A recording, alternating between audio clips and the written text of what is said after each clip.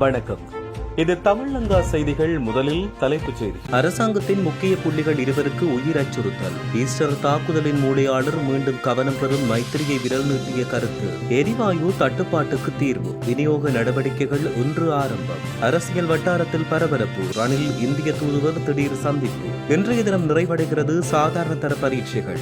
தையிட்டி விகாரை நில ஆக்கிரமிப்பு. யாழ்ப்பாண பல்கலைக்கழகத்தில் முக்கிய கலந்துரையாடல். தேசிய அடையாள அட்டைக்காக விண்ணப்பித்தோர் குறித்து வெளியான தகவல். இடியுடன் கூடிய பலத்த மழை. விடுக்கப்பட்டுள்ள எச்சரிக்கை. இலங்கையின் பொது பாதுகாப்பு அமைச்சரும் அவரின் பிரதி அமைச்சருக்கும் எதிராக உயிர் அச்சுறுத்தல் விடுக்கப்பட்டதாக கூறப்படும் சம்பவம் தொடர்பில் விசாரணைகளை காவல்துறையினர் தொடங்கியுள்ளனர். இந்த அச்சுறுத்தல்கள் பொது பாதுகாப்பு அமைச்சர் ஆனந்த விஜயபால மற்றும் துணை அமைச்சர் சட்டத்தரணி சுனில் வட்டக்கலாய்கோரை குறிவைத்து விடுக்கப்பட்டதாக தெரிவிக்கப்படுகின்றது. சமீபத்தில் போதைப்பொருள் கடத்தலை கட்டுப்படுத்தும் நடவடிக்கை தீவிரப்படுத்தப்பட்டுள்ள நிலையில் அதனுடன் தொடர்புடையதாக இந்த மிரட்டல் இருக்கலாம் என்றும் எதிர்பார்க்கப்படுகிறது. அவிசாவளை பகுதியில் கிடைத்த உளவு தகவலின் அடிப்படையில் இந்த அச்சுறுத்தல் வெளிச்சத்துக்கு வந்ததாக காவல்துறையினர் தெரிவித்துள்ளமையும் குறிப்பிடத்தக்கது.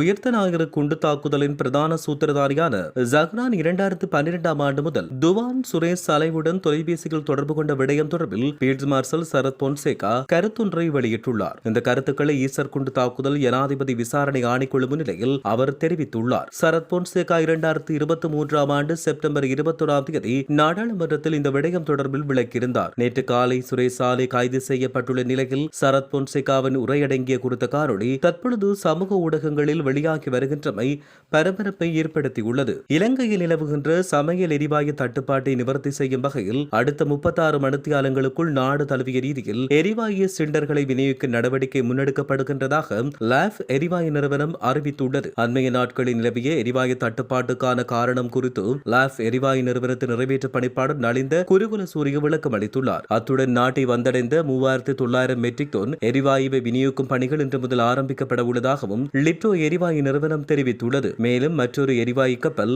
நாட்டை நாளைய தினம் வந்தடைய உள்ளது. தொடர்ச்சியாக இந்த விநியோக நடவடிக்கை மூலம் சந்தையில் நிலவுகின்ற தட்டுப்பாடானது விரைவில் சீராகும் என்று எதிர்பார்க்கப்படுவதாக தெரிவிக்கப்பட்டுள்ளது. இலங்கைக்கான இந்திய தூதுவர் சந்தோஷா முன்னாள் ஜனாதிபதி ரணில் விக்ரமசிங்கவை நேரில் சந்தித்து கலந்துரையாடினார். கொழும்பு பிளவர் வீதியில் அமைந்துள்ள முன்னாள் ஜனாதிபதி ரணில் விக்ரமசிங்கவின் அலுவலகத்தில் நேற்று இந்த சந்திப்பு இடம்பெற்றது. எதிர்க்கட்சிகள் அனைத்தையும் ஒரே அணியின் கீழ் கொண்டு வருவது தொடர்பாக எதிர்க்கட்சியைச் சேர்ந்த சில அரசியல்வாதிகள் முன்னாள் ஜனாதிபதி ரணில் விக்ரமசிங்கவை நேற்று சந்தித்து பேச்சுவார்த்தை நடத்தினர். இந்த பேச்சு முடிவடைந்தவுடன் இந்திய தூதுவர் அவரை சந்தித்தமை அரசியல் அரங்கில் முக்கியத்துவம் வாய்ந்ததாக பார்க்கப்படுகிறது. தனியார் காணியை ஆக்கிரமித்து அமைக்கப்பட்ட தையிட்டி விகாரையை முன்னிறுத்திய கலந்துரையாடல் ஒன்று முன்னெடுக்கப்பட உள்ளது. அரச மதமும் அதேபோன்று தனியார் காணியும் என்கின்ற பொருளில் இந்த கலந்துரையாடல் யாழ்ப்பாண பல்கலைக்கழக ஆசிரியர் சங்கத்தால் ஒழுங்கமைக்கப்பட்டுள்ளது. இதன்படி எதிர்வரும் 27ஆம் தேதி யாழ்ப்பாண பல்கலைக்கழக நூலக கேட்போர் கூடத்தில் மாலை 2 மணி முதல் 4 மணி வரை இந்த கலந்துரையாடல் நடைபெற உள்ளது. மேலும் யாழ்ப்பாண பல்கலைக்கழக விரிவுரையாளர் கலாநிதி திருவரங்கன், சட்டத்தரணி கலாநிதி குருபரன், வலிவடக்கு பிரதேச சபை தவிசாளர் சுகிருதன் மற்றும் தையிட்டி விகாரையால் நிலத்தை இழந்த